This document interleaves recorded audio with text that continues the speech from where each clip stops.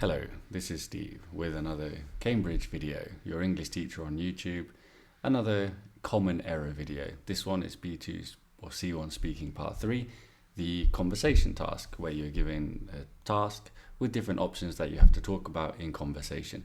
And today we're going to tell you, after my literally thousands of hours of sitting listening to people talk about this, the biggest mistake that I've seen and the biggest mistake that gets pointed out by Cambridge examiners, because there is a specific criteria that you need to accomplish in this part of the exam, which is interactive communication.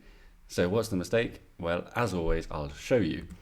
So you're in the exam, the examiner gives you the task and says to you, now I'd like you to talk together about something.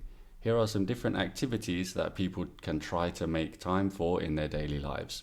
Talk together about why it is important to make time for these activities. First, you have a few seconds to look at the different options, which you can do. Now talk about why it's important to make time for these activities. And here's what students do when they're going to make this mistake in the discussion part. Well, I think meditating is really important actually, because we are so busy in our lives nowadays. You know, we're busy with work or school or exams or family or social media. We're so busy that we don't take time just to appreciate and reflect on our lives. So meditating is really important. I try to meditate once a week. I put a video on YouTube or something and I try to meditate and just think about what is important in life. What do you think? Should I do a different accent? I'm doing it with an Australian person. Oh yeah, I totally agree, mate. Meditating all the time. I mean, like a good Aussie, I have to meditate. I also think going for walks is really great. Get a bit of sun, get out on the beach if you can. Be careful with all the wildlife in Australia. You got to be a bit careful, but 30 minutes a day makes a big difference. Would you agree with that? And so on and so on and so on for 2 minutes. And then after 2 minutes, we have 1 minute to decide what is the most important activity to make time for. What's the mistake then? Because the English obviously is pretty good. I'm the teacher, I'm supposed to speak good English. The mistake is you're not really showing your ability to have a conversation if we just have 4 30-second monologues or even 1 minute monologues I've seen sometimes, because I'm speaking very fluently. Imagine you're trying to say what I just said, but it takes you a bit more because you're not that fluent. The mistake is monologues. So what do? We're going to try and avoid monologues. How do we do that?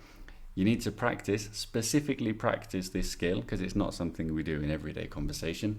Specifically practice a skill of making your point, supporting it, developing a little bit, giving an example, giving a reason, giving a counter argument or something, then passing on the conversation. So you're in, make a point, and out. In, out, and we have that good conversation.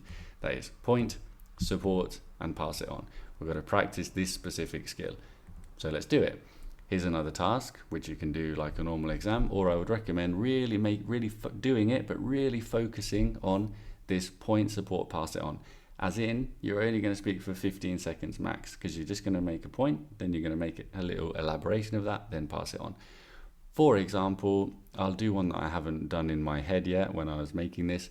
I didn't really do IT, so I think to succeed in IT, obviously you're going to need to be quite good with computers. This is like digital literacy, we call it. You need to have the kind of mind that is open to trying new things on computers. Do you see what I mean? There we go. That's it. 15 seconds. That's a conversation, and the other person can say, yeah, I see what you mean. Normally it's young people who are good at IT because they're trying new things. And then I think for healthcare, you need to be a very caring person, passionate about helping others and interested in solving problems. And what about hospitality? Well, there you need to be a very sociable person who enjoys talking to people all day and helping people get what they want, or maybe traveling to different places and so on and so on. And it's a real conversation because it's quick in and out. The biggest mistake in part 3 is getting stuck trying to develop some incredible point instead of focusing on the conversation, which is one of the criteria in the speaking exam, interactive communication. So we really need to see these kind of skills of introducing a point. Well, I'd say it's worth noting that I'd like to make a point about, And then passing on the conversation. We got to have questions, typical questions. Do you see where I'm coming from? Natural questions like that. Does that make sense to you? What's your take on it? Involving the other person in the conversation. Using these functions, which you can really show best in this part of the exam. And it's a whole criteria, so make sure you do it. We'll finish with one more C1 B2 speaking part 3 for you to practice at home. Here are some events, important events that people often prepare for a lot. I'd like you to talk together about how people can prepare for these events. Talk for 2 minutes. Then after 2 minutes, now I'd like you to decide which event requires the most careful preparation. Talk for 1 minute. There we go. You've done it. You've done lots of speaking part 3 practice with these original resources that I've made for this video and these nice tips that I've given you. And I hope you have had some real conversations with no monologues, with lots of the functions that are going to help you pass this part of the exam.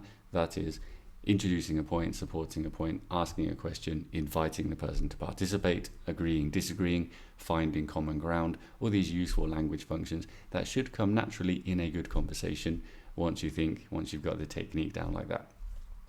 Please subscribe to the channel for more videos like this and more expert Cambridge advice to help you on your path to the C1 exam or whatever exam you're doing. Goodbye.